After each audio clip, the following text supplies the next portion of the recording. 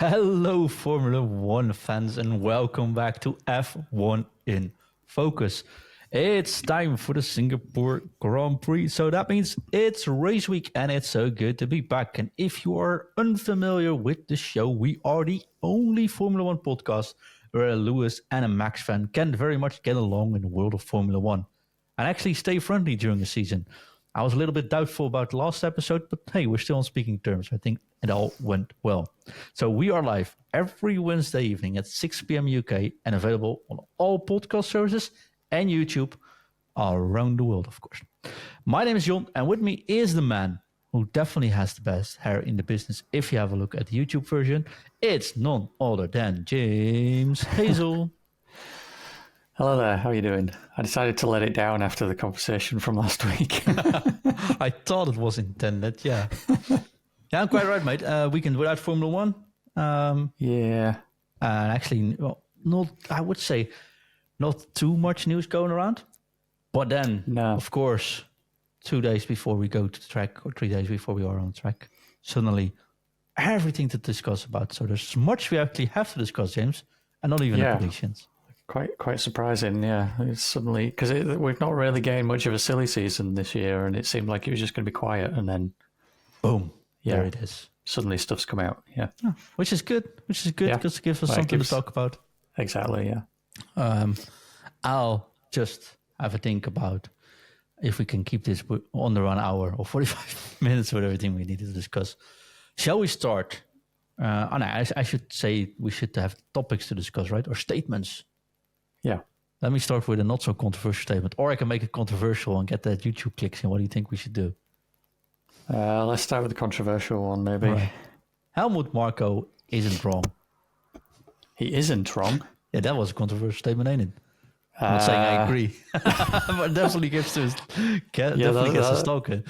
That's certainly controversial because he's very wrong. Oh boy. Yeah, he kind of put his foot in it a bit there, didn't he? Yeah, well, it's not like he never done that before, though.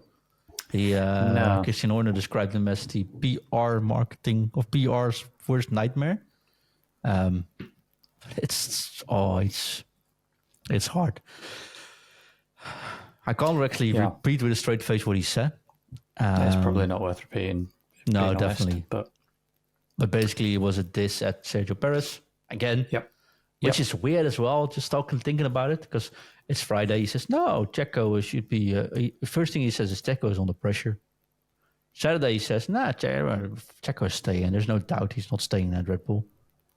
2 days later, weekend star of races won. Hey, Checo isn't actually as cool-headed as Max is, and that's... Well, I think not many drivers are, so that isn't necessarily a bad thing, ain't it?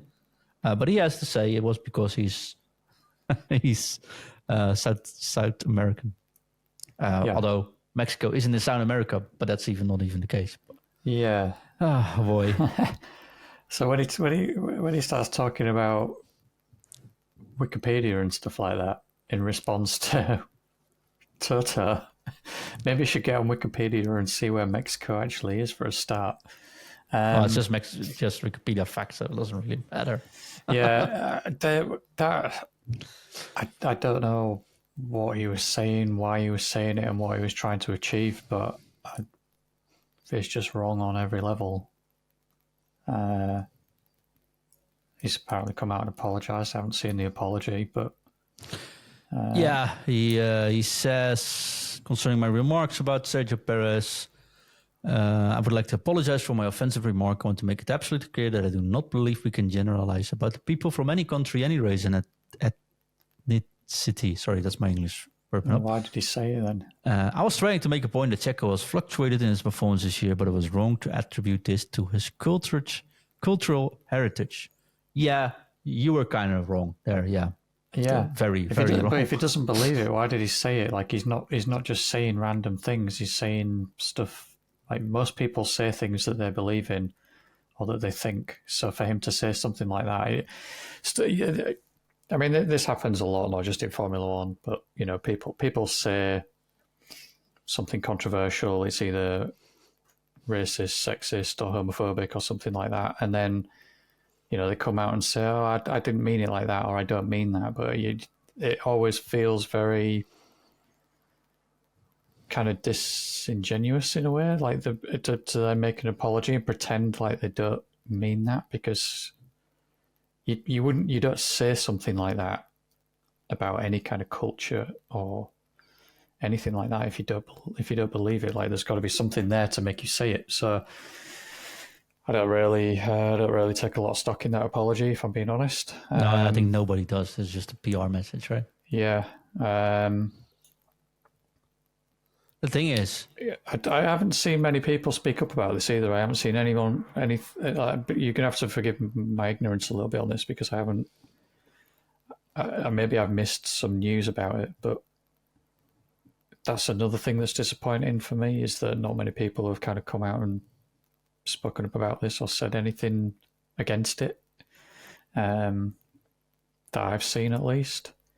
And to me, I mean, it's not as bad as Nelson Piquet, but it's along those lines, like that sort of generalization and negative remark like that. Like the thing is, he's probably just trying to say, hey, Sergio is a little bit more hot-headed, and probably true, but just say he's a little bit more hot-headed instead of like everyone in South America, which still it's Middle America or North America. I think it's actually is Mexico. I didn't even know, so I'm not saying it out loud. But it's North America, right? But I don't know. It's not South America, at least. Never mind. I can edit that out. I'm not. But you don't.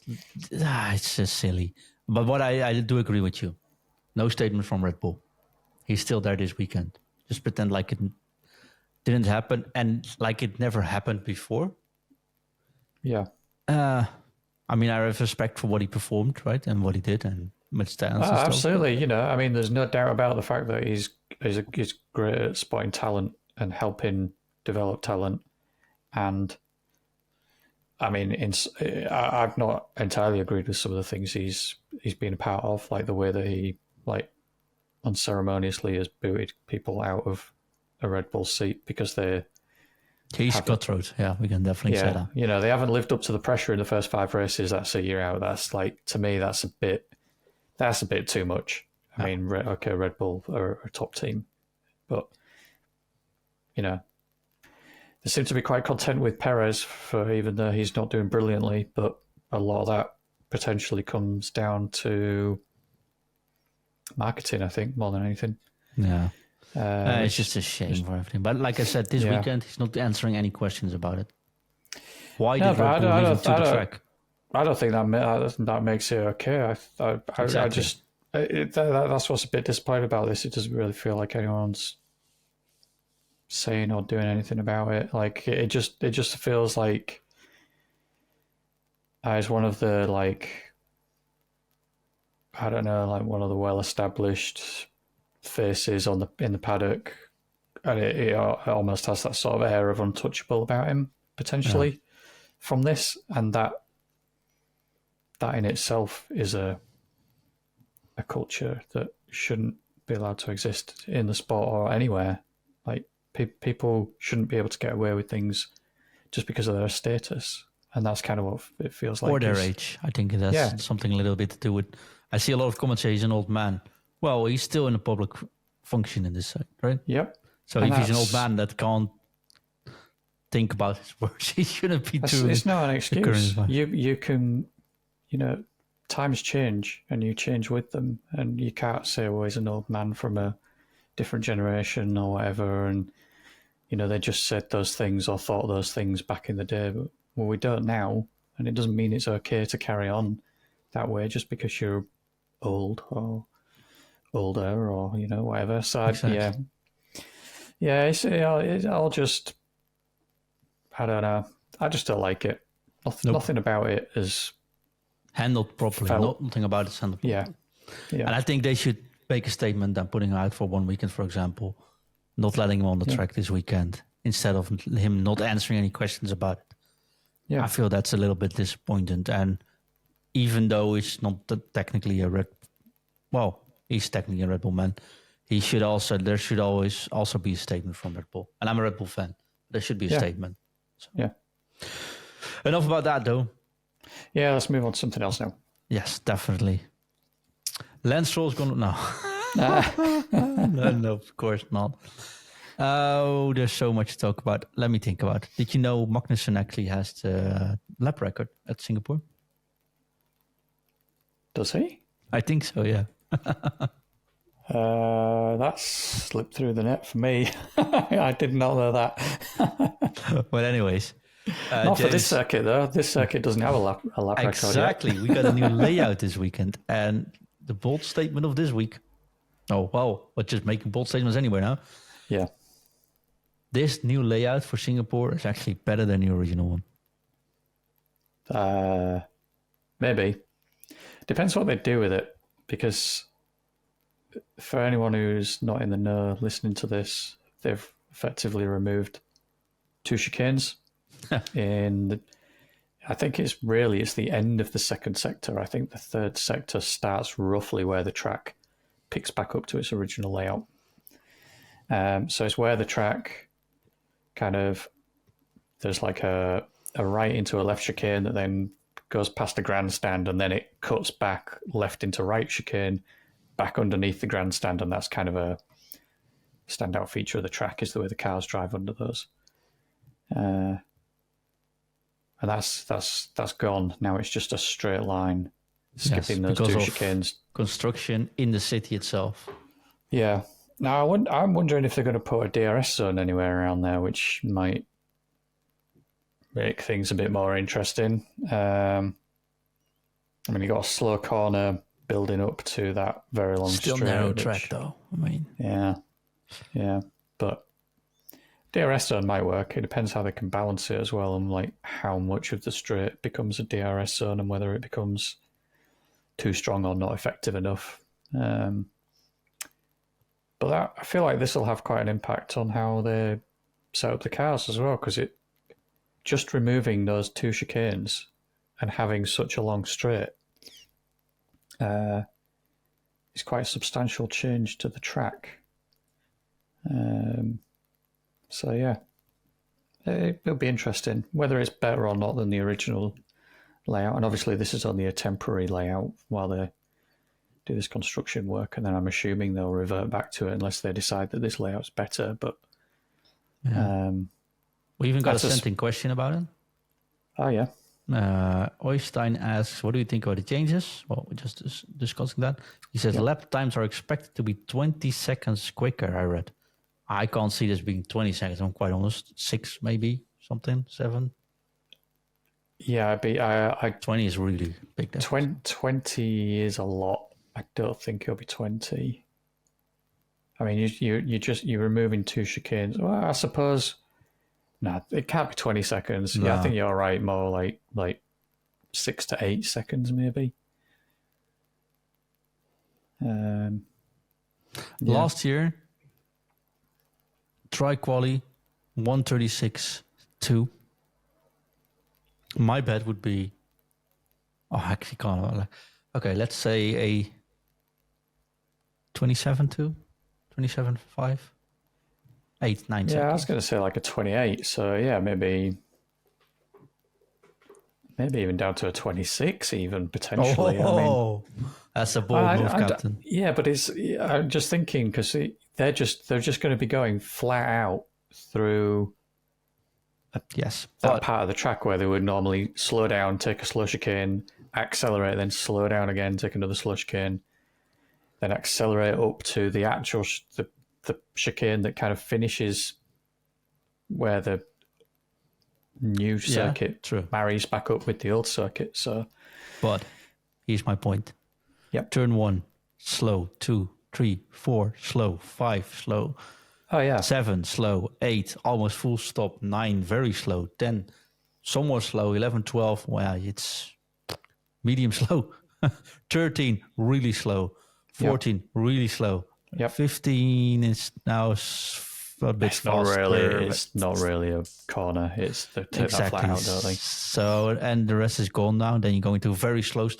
I doubt they can change anything to the car to set it up differently because of the whole track. It's bumpy, so you can't put the car much lower. And the rest of the corners stay the same. I know there's So a I lot think of they slow just corners. there's a longer straight now, but it's not going to be very much fault. I doubt. Yeah, I don't know. I think they could push a little bit more towards top speed than they historically would, only because the length of this new straight is almost 380 as long meters? as the longest straight on the circuit already. Mm-hmm. So you've now got two long straights, whereas before there was a long straight and then there was not really any other straight comparable to it.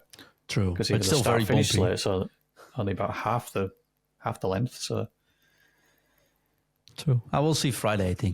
I yeah, think absolutely, yeah. we could see a little bit more overtaking. Tires are going to get far less wear here. Yep. Normally it's a really tough track on tires. It's warm, but also lots of corners, so full stops. I think this is where the tires get the hottest over full year. Like in the full year, this is where the tires get most of the beatings.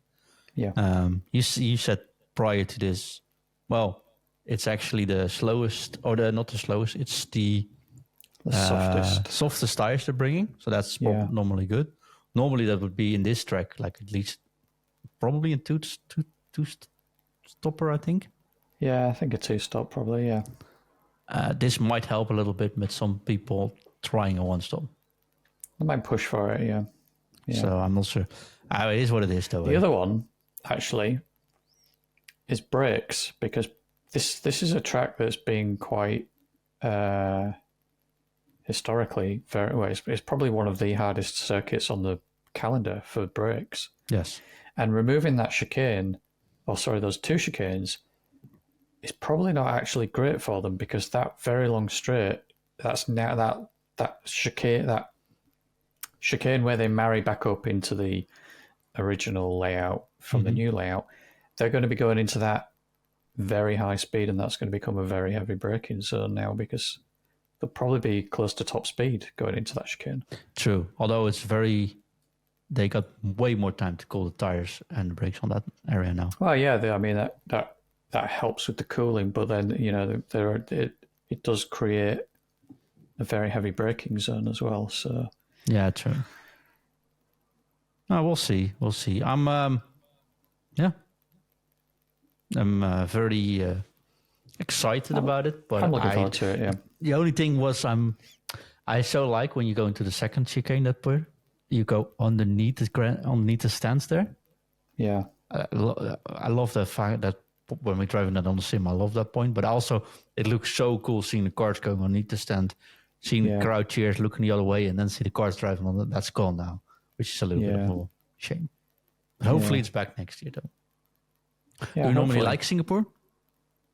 I normally do, yeah. I should say the Grand Prix, not talking about the town itself. But I've never been. I'd love to go. But the Grand Prix, yeah, I generally quite like it.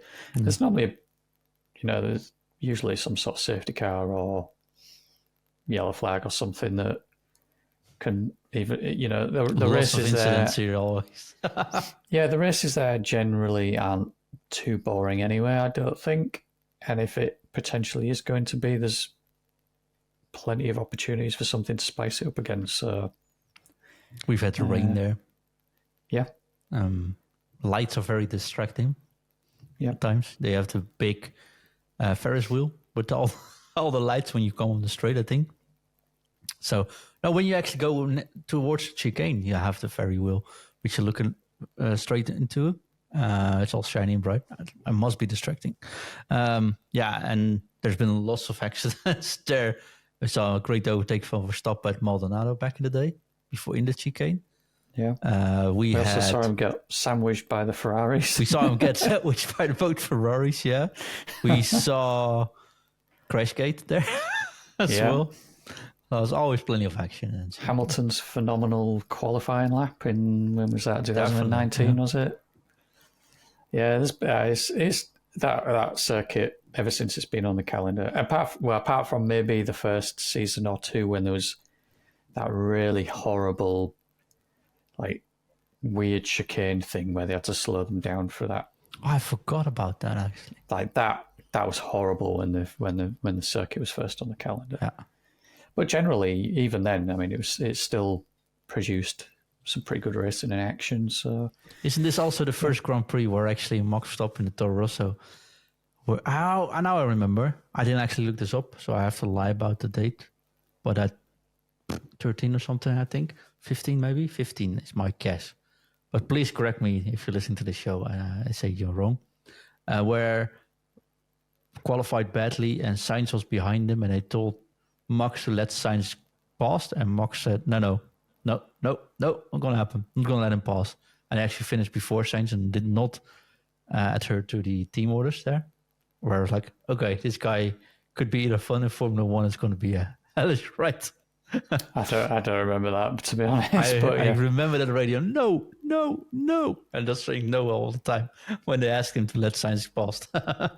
Yeah, it was definitely on this track as well. We'll see.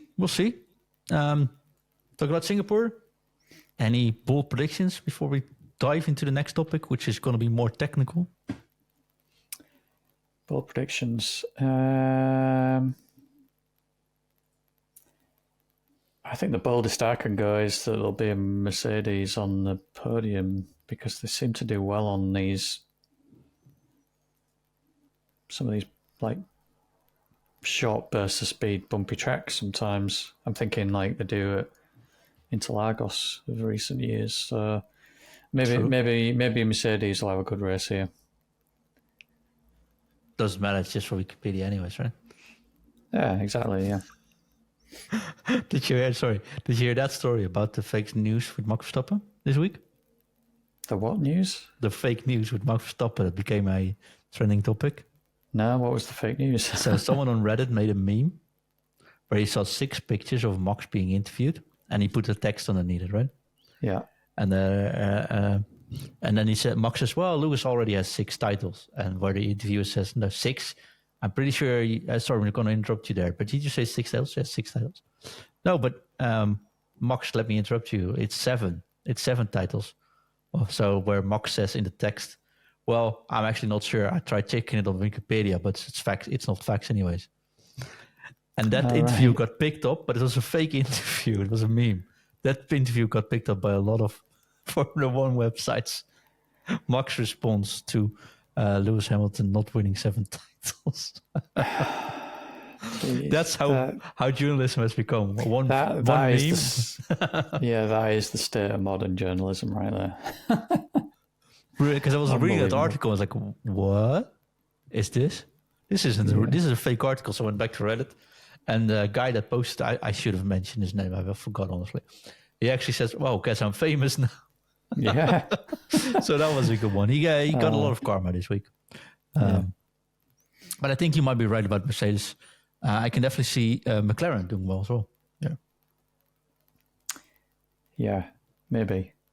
So would be nice. It could be one of those tracks where Max doesn't do well. Never did well, actually. Yeah. I never won. Always a bit unlucky. Yeah. Well, if there was a season where he was going to do something about that, it's this season. So I wouldn't count him out just because he historically hasn't done great there, because he broke the Monza curse as well, right? This season's just phenomenal for him. So, yeah. Do you think Perez might win this race? I think he's got a shot. I mean, it's a street circuit, which Perez usually likes. It's less technical now that chicanes are gone. So, yeah. I can't think how Perez has done it at Singapore specifically in the past, to be honest. So, but to me, I mean, it's not quite like Jeddah. Well, I suppose it's a little bit more like Jeddah with the new layout, but it's still not really like Jeddah. That track is blazingly fast. Yeah, right? Singapore is still very, very slow. Yeah, but the narrow street circuits, it tends to do reasonably well there. So, on those types of tracks. So I wouldn't write him out. Got 10th in the Sauber, 10th in the Sauber, 8th in the McLaren, 7th in the Force India, 7th, 8th in the Force India, 5th in the Force India, 16th in the Force India, but it says damage. Got he aborted the race at the Racing Point in 2019, but he won the race in 2022. Yeah. So he actually did really well. Where did Max finish last year then? I don't know. I'm just checking out Singapore stats. Yeah, sorry. Us. I don't really remember the race too brilliantly from last year, but I think he can. I think he's. Didn't he make a mistake? I'm pretty sure he made a mistake somewhere. Max. Yeah. Oh, he overbraked. I'm pretty sure. Yeah, he overbraked and he started 8th. Yes. It rained. That is also true. Oh, he overbraked when trying to overtake Norris. Yes. So I think he finished 8th or something as well. Yeah, no, that's starting to ring a bell now. 7th, I think. I remember him being kind of caught up in all the traffic. Yeah. He was 7th. So no, definitely even on last year they didn't do well at Singapore. No. But yeah, that was last year. This year's different again. They threw in a curveball as well for us. With some new technical directives. Oh, yeah. That. Should we get into that now? I think that's a good segment. If I do say so myself. James, last but not least, 2 new technical directives have been put out. Now, the biggest question is, are we able to explain this? And do you think it's a good thing? I think we might struggle to explain it. They're trying to just stop the teams from getting around the rules a little bit, I suppose. Definitely. Shall I try to do my best? They're just blocking up the loopholes, is all it is, and that's normally what a technical directive is, isn't it? Yeah. Historically, anyway. Sometimes they've been used for slightly bigger changes than that, but normally it's to stop a team or teams from getting around a set of rules because of the way it's written. Yeah. And normally the reason they do this is because it gives an advantage over teams that aren't doing it, and the teams that can't do it or haven't done it maybe cannot do it because they can't afford to spend the money to implement the changes to get around the rules, or whatever the reason might be. It's basically about trying to stop the teams abusing it from gaining an advantage through it. So that's what they're trying to do here by the sounds of it, but it doesn't sound like it's really going to slow anyone down too much. Yeah, so there's 2 technical directives. TD018, number 18, which is going to call it, which is to make sure the wings can't flex too much. There's a new way of measuring that. Basically introduced last year already, but it's just a new way of measuring it. A little bit more fair, I think. And the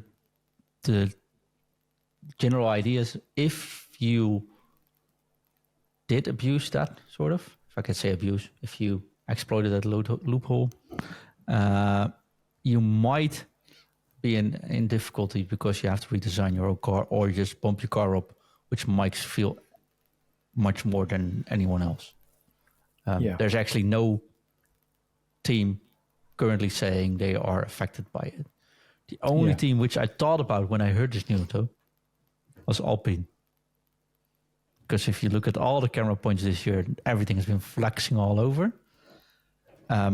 Which are like, hey, that's a little bit much. But then again, they can't really be much slower than they currently are anyway, so I'm not sure we actually would notice. No, probably wouldn't notice, to be honest. Which is a sad thing to say, right? It is. Well, of course, if you look at all the articles being put out, it's always going to be the top 2 teams that are affected by this the most. So rumors has it that Mercedes will be affected by the wings TD018 the most. Which, of course, Mercedes says, well, we won't notice this. So we'll see, I guess. And there's TD039. Am I saying that correctly? Yes. Which which is concerning the floors. Yeah. So you can't, like there's a wooden plank on the floor, you can't wear that out too much. There's a 1 millimeter. I don't even know how much it is, honestly. Thought it was 1 millimeter. But apparently people found smart ways to negate that by, for example, putting in screws that are actually a little bit too long, which will then scrape away instead of the actual floor. And or putting some, products between the layer of the plank and the actual car to make sure it doesn't wear out too much, but also gets a little bit more absorption. Which actually I found pretty smart if I read that. But that's now out of the question as well. You can't do that anymore. If you did that, and again, Horner says, well, it doesn't affect us at all. We saw people doing it and we addressed it to the FIA. So the hope is for everyone, when you see all the articles coming on the line today, Mercedes and Red Bull will be affected the most. Mercedes says Aston Martin is already being affected the most by this. But all teams are now saying, it doesn't really matter for us anyways. The only thing I've not heard anything about, which makes it interesting for me, makes this a little bit interesting, is Ferrari. Because they probably had the most damage done to them last year when the technical directive came into. Yeah, definitely. So they might be on the good side, or they're like now slapping their heads like, oh, how didn't we think of this ourselves? Yeah.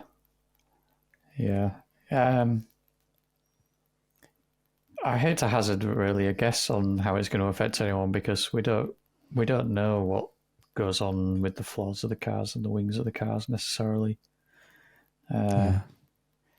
But it's going to affect everyone in the same way. Like anyone, or certainly anyone who had found a way to get around the original rules before this directive was introduced. So, yeah, the only thing I was thinking about with the front wings is that we've seen quite a few front wing upgrades by quite a few of the teams so far this year. Mm-hmm. And it'd be interesting to see if any of them mysteriously revert back. Because perhaps the new wings don't line up with the new directive on the rules. So, yeah, we'll just have to wait and see, I suppose. But I mean, if it brings any teams a little bit closer together, then that's great as a spectator to see close racing. Yeah. Good question for you, though. Yeah. These in-game season changes, they might go both ways, right? Let's say Red Bull drops back now suddenly.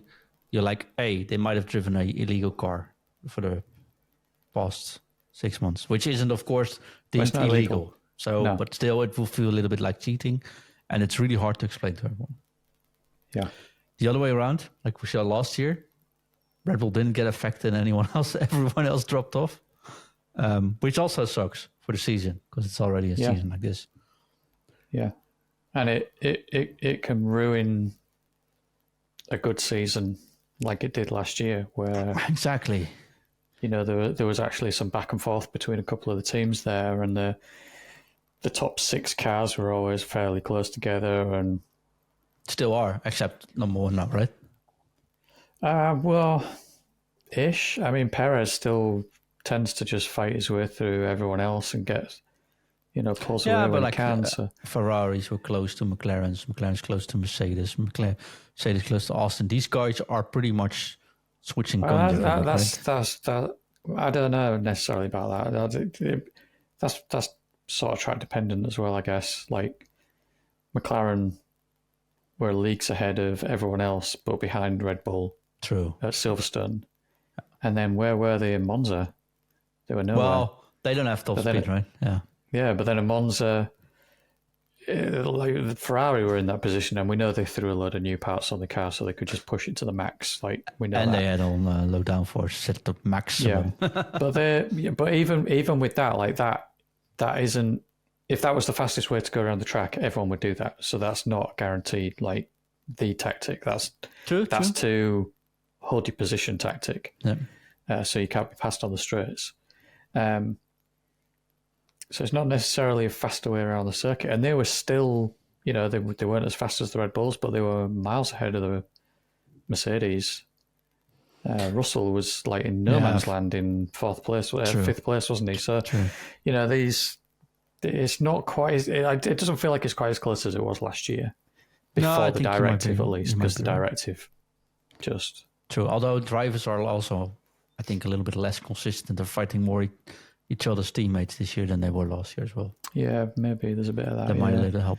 A question, what you were saying there about, well, is that going to, if let's say it does negatively affect Red Bull, are people going to come out and say they're cheating? Well, or we're cheating? No, because they were just adhering to the rules as they were written up until the point of the directive. And it's up to the FIA. But it looks weird for the sports. It does, but... Why during the season? This is my other question about this topic. What if, with these in-season changes, under a cost cap rule, what if someone is at the absolute limit on the budget and suddenly they find a car being illegal? What do you do? Well, this is a problem because people are designing or teams rather, not just people. Teams are designing their cars and spending their money based on the rules as they are written at that time. So, if they come back and say, actually, we're changing the rules, that does seem quite unfair on the whole budget cap situation, because I mean, for all we know, one of the teams who isn't abusing the loophole around the front wing, for example, has just thrown 30 grand at it, or however much money it would be, to tweak the front wing for it, and that could be in production. And now there's ready for this weekend. Yeah, now there's a technical directive saying we're changing how we measure this, and they're looking at that thinking we've just blown a load of money on that and we'll never use it because actually we knew that it was working around the rules as they were written previously, but they're not going to comply with the rules as they are now written. Yeah, so, people are saying they do fully know that a loophole can be closed at any time. Yeah, absolutely. True. But it's always like half a season. But they've got to do it, because what if the loophole doesn't get closed? You can't just sit and wait and hope.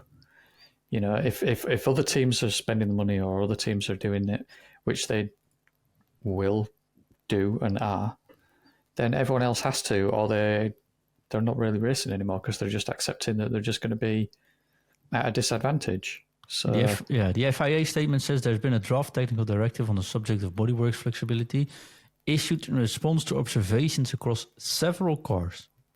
Mm-hmm. This ensures the FIA and teams have all common understanding on the way we should interpret the regulations. Yeah, that means there's a lot of them doing this, but I think my issue mostly with this is if this takes week one, you put in the technical directive last year, you know how to measure it. If there's something like nails coming out of the car, stuff like that, you can say, okay, this is a smart way of doing it, but it's not something we're going to be allowing anymore. Like right away. Why does it have to take 12 races? How many races? 11 races? 13 races. How many races have we done? 14? This is round. Yeah, what round are we on? Is this 14 we're coming on to? Either way, like it's way too late. It's even after the summer stuff. Potentially, but they also potentially didn't really know that this was happening until recently, and they can't just... But if there are more cars doing this, it's two technical directives, right? So it's not one issue they just suddenly found out. It's two technical directives, which they saw with more than one car. Yeah, but usually this comes about because a team complains. A team complains. That's what Red Bull's saying now. And this sometimes comes about, like we're talking about money and teams that might be spending money. There's the flip side of that coin, and there's teams that can't afford to spend the money. Like Haas. Or they find out about it too late, and it's like they've been potentially slower all season, or they've suddenly lost out somewhere and they can't work out where, and then they do, but it's too late really to jump on board that train or whatever. So they just they have to complain about it instead. So that's kind of where it comes from, and is potentially why it appears quite late in the season, because it might just be that the FIA didn't know that it was happening. They're just measuring things like the flexible front wing the way they always have done. And then one or two other teams, usually it's more than one team, and two teams will probably kind of club together and say, let's complain about this. Yeah, that's true. Ferrari and Mercedes to Red Bull last year, which backfired a little bit. Mercedes and Red Bull about the engine with Ferrari 2 years prior to that. So yeah.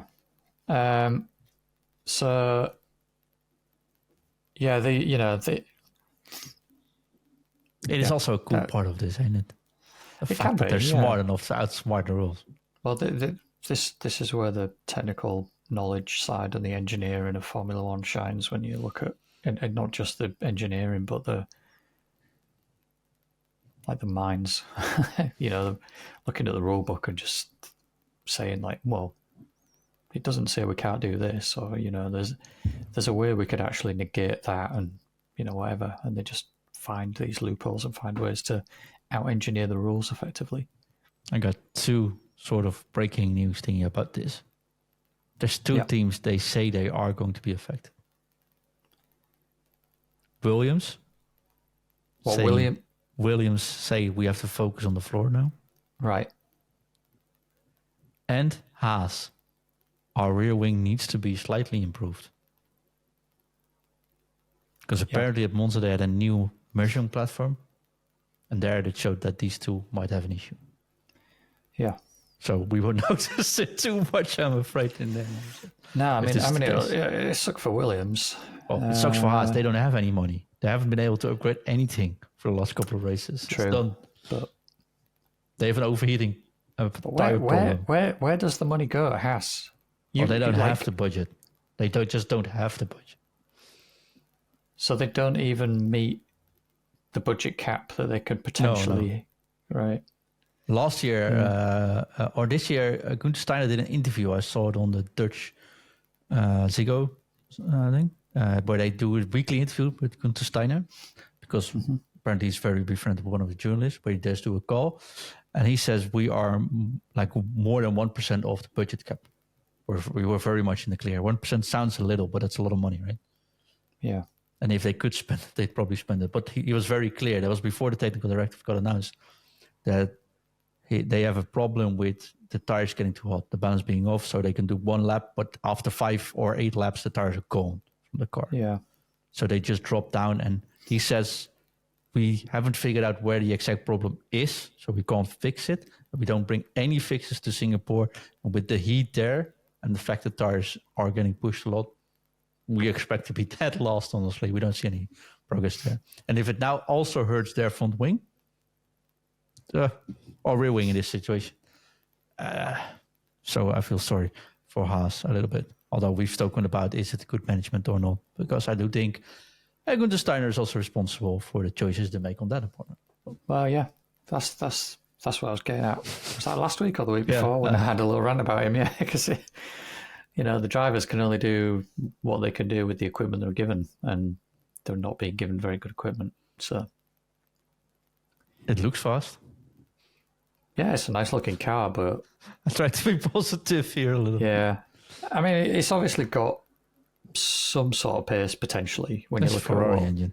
Yeah, when you look at what Hulkenberg has managed to do in qualifying and that single lap pace, it's not consistent, but it can be. It can get through to Q3. But in a race, it just falls apart for them. So true. Last but not least, quick one. When do you think Max will become world champion? Is it going to be Japan, Qatar, United States, Mexico, Brazil, Las Vegas, or Abu Dhabi? Japan's doable, isn't it? He currently has a lead over 100 and... Okay, In Japan, he needs to have 180 points lead. Yeah. So that could be Japan. I am thinking with 232 points, it's going to be Qatar. So. Unless Perez crashes this weekend, then should be good. Yeah, Qatar seems like a safer bet. Yeah. Okay. The other news is we won't see Daniel Ricciardo back anytime soon. No. Not healing too well, they say. Also, and a quick question now. We're going to take a deep dive into this topic next week. Do you think he's in trouble for his seat? Possibly, Because Lawson, so far so good. But I Young, think cheaper. Yeah, but I think big Red Bull market as well. I think the point of this AlphaTauri seat wasn't to stay at AlphaTauri. For him, his long-term goal is just to be driving in Formula One, isn't it? Not necessarily for AlphaTauri specifically. So, I mean, does he maybe get the second seat at Red Bull? That seems unlikely, to me at least. Perez is staying. Let's be clear. Perez is staying. He's getting second in the championship. And although his performances are up and down, as long as the team isn't pressured, he does everything you want him to do. Stays out of Max's way. Still becomes second in the World Championship. Wins the World Championship as Red Bull. If they're doing that, they're banking very hard on maintaining this gap at the front of the field that they've got. No guarantee Daniel will do any better. We definitely know Yuki won't be doing any better. And we don't know... You know Perez isn't great. So... No, there's no one better. And Daniel doesn't have much chance to show he's better. He could be better. No, well, I think the chances are slim for a completely different reason, and that is that Helmet Marko is stubborn. And it's genuinely, if somebody leaves Red Bull or gets booted out of the Red Bull seat, and they are genuinely a good alternative to put back in the Red Bull seat, he won't. I mean, look at the way he's talked about Gasly in the past, when Gasly was looking very promising to go back in that Red Bull seat, and he just talked crap about him. Same with Albon. Yeah, exactly. I mean, he's talking him up now that he's not under the Red Bull umbrella. Yeah. And is doing well, because he is doing well, and I think he's maybe acknowledging a little bit that actually they would have liked to have kept him as a Red Bull driver, or certainly under the Red Bull umbrella, not necessarily as a Red Bull team driver. But that would be the reason I would go to for Ricciardo not really standing a chance to be a Red Bull driver again. Do you think there's any chance they'll free Lando from his contract? Because McLaren is awful at contracts, we've noticed. Palau, anyone? I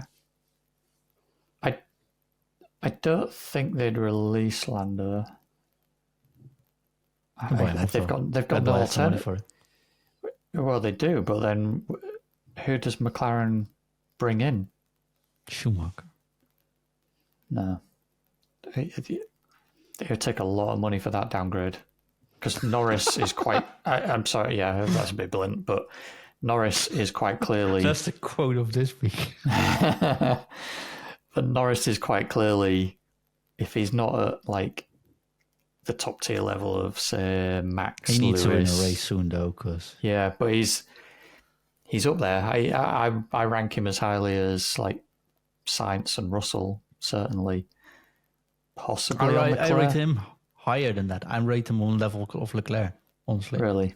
Yeah, I think if you give him a Red Bull, he will fight for wins, and he will fight with Max. He won't win Max yet, because Max is just amazingly cool, and he doesn't have that experience yet, I think. Yeah. But he will win races, and he will be able to out-qualify at times. Yeah. But I just see the potential in Red Bull saying, you know what, we're going to splurge some money on getting Lando off his contract. Yeah, but I don't see McLaren releasing him. McLaren doesn't have the money to hold him if he needs to, and we don't know about contract clauses, right? Well, he can't go back on his contract. Like, he's not out of contract until 2025. True. Is he? But we've seen with Ricciardo that it actually doesn't matter, and we saw No, We've but seen that was multiple times now that it actually does. no, but that was different with Ricciardo, wasn't it? That wasn't a team trying to buy Ricciardo. That was McLaren wanting rid of him. McLaren don't want rid of Lando. So, I mean, Lando is Penny a Rick big back part of the to McLaren. reason for where McLaren are in the Constructors' Championship. I agree. So, Piastri is a generational talent, though, like I said before. So, because the other thing is, like, where you finish in the championship, obviously that reduces the maximum amount of money you have on your budget cap. yes, But it also increases the amount of money you receive from the prize fund pool. yes. So then you are less reliant on sponsors and what have you, because you get a bigger chunk of money from doing well in the championship. Yeah, but I mean, So- McLaren's going to end 5th again. Yeah, There's no way getting higher. They're not beating from Austin. maybe not this season, but if they look at their trajectory, they might think, with Lando, they've got a chance of getting 4th next season. So, Not fair. Okay. So yeah, It'd be interesting to say. I just want to see someone else's Red Bull. Maybe it's just I do. hopium. It's hopium for me, Jim. Yeah, I mean, I don't think Perez is worthy, really. Like, he's not proven. I mean, he's had the odd good race, but even looking back at last season, he was after the technical directive. He did very well. Well, he did very well in Spa, but he was massively outclassed by Verstappen, who started however many places further back with the field than him. But later on in the season, he was finishing behind the Ferraris and the Mercedes still. It's the inconsistency, right? Which if the team gets put under pressure, we've spoken about this before, it might be an issue. I'm looking at his positions, but this year so far it's been second, first, fifth. Oh, there's the first outlier. First, second, 16th, fourth, sixth, third, sixth, third, second, fourth, second. So it's Yeah. The biggest problem with that set of results as it is there are far too many positions that he's finished that hasn't been first or second. Yeah. I do want to, we need to round off this podcast, but I do want to add in one topic for next week, though. Yeah. I want to talk about if the World Championship for Formula 2 should get a guaranteed seat into Formula 1. Because there's now so many drivers in Formula 1 that actually I don't think they deserve. And if I look at Formula 2 racing, there's so many talents there, but they won't get in, which is just a waste. Yeah. Think about it for next week. Yeah, that's an interesting one. That. Well, yeah, we'll try and remember to talk about that one next week then, yeah. No, not try. I just wrote it down.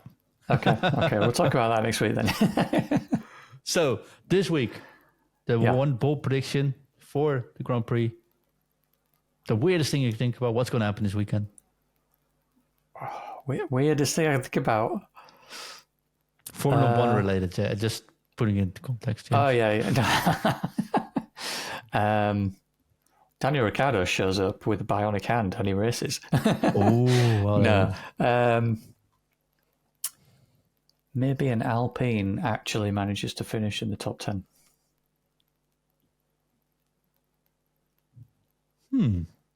That would be a very weird thing, but it's a slow track.